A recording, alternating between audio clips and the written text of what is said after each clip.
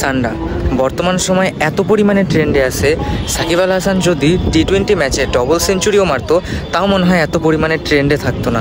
একটা জিনিস নোটিস করলাম, আমার 2-4টা ফ্রেন্ড রিকোয়েস্ট আসছে অ্যাঞ্জেল সান্ডা, সান্ডা রহমান, সান্ডা খান এরকম টাইপের। তো মানুষ এই সান্ডা নামেও অনেক পরিমাণে আইডি খুলছে, আপনারা যদি সার্চ করেন তাহলে দেখতে পাবেন। অ্যাঞ্জেল সান্ডা নামটা অনেক জোস ছিল। আপনারা একটা প্রশ্নের উত্তর দেন তো, আপনারা কি এরকম করছেন যে আপনারা আপনাদের গার্লফ্রেন্ডের মেসেজ ইগনোর করে যায় সান্ডা রিলস দেখতেছিলেন?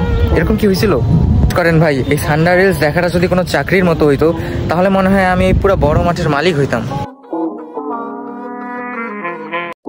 বাঙালিদের না একটা সমস্যা আছে, তারা যে কোনো জিনিসের নাম নিমিষে পাল্টে দিতে পারে।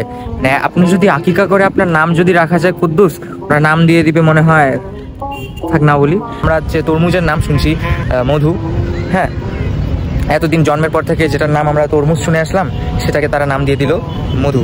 তেমনই একইভাবে আমরা এতদিন নাম শুনে আসলাম গুইসাপ, তার নাম দিয়ে দিল সান্ডা। চাইতে চাইতে আপনাদেরকে একটা সিক্রেট বলি, হ্যাঁ আপনারা কাউকে বলিয়েন না।